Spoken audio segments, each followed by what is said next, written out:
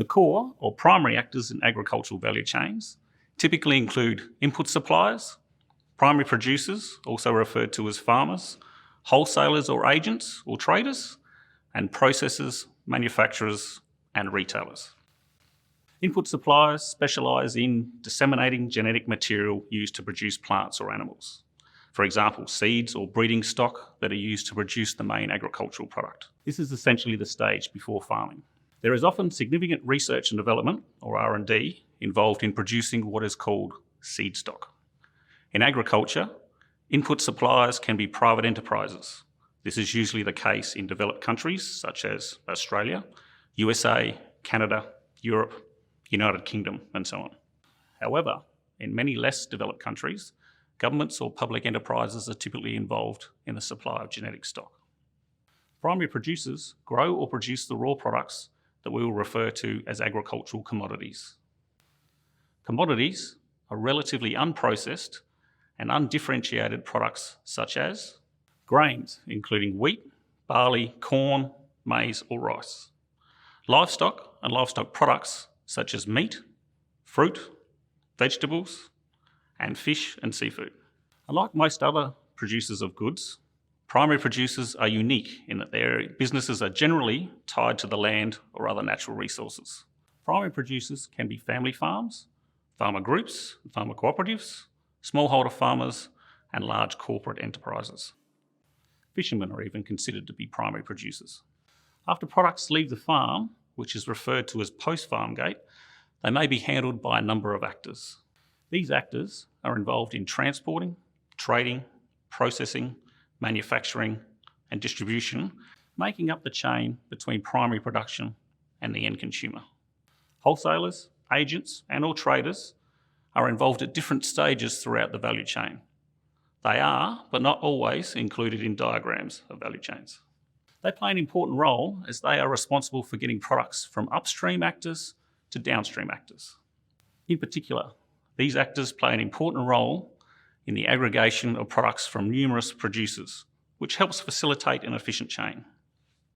While these actors are often lumped together, the role of a wholesaler versus a trader or agent are different and worth knowing.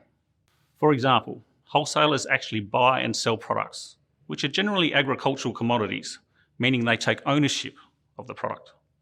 Wholesalers add value in that they may perform activities such as aggregation, distribution and storage, and minor post-harvest activities. These activities may help to differentiate quality levels through sorting, cleaning, grading, and sometimes even minor packaging. On the other hand, agents and traders generally do not take ownership of the product. They focus on brokering or negotiating deals and connecting the seller, the primary producer, with the buyer. Facilitating this connection is how they add value. After products leave the farm, there are a number of potential actors in addition to wholesalers and traders who may be involved in adding value to the product. The involvement of types of actors in the chain differs depending on the end product and the market destination. Other common actors include processors, manufacturers, and retailers. Processors and manufacturers add significant value by transforming the commodity into more complex and possibly finished products. In agri-food value chains, the processor may combine commodity products, transforming them into an ingredient for further processing or use by a consumer as an ingredient. For example, a flour mill would turn grain into bread flour. Consumers then have the option to buy flour or the fully finished bread itself. Retailers and actors in the food service sector are responsible for distributing food products directly to the end consumers. In developing countries, retailers might include farmers' markets and wet markets.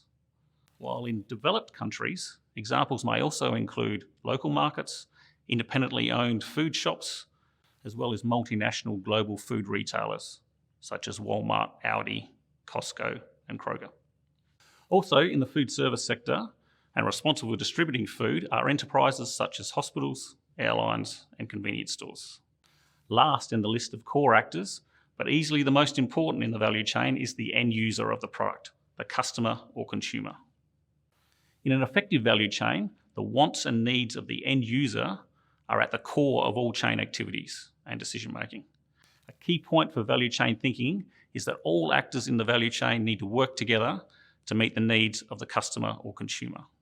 They only add value if the end user perceives it adds value.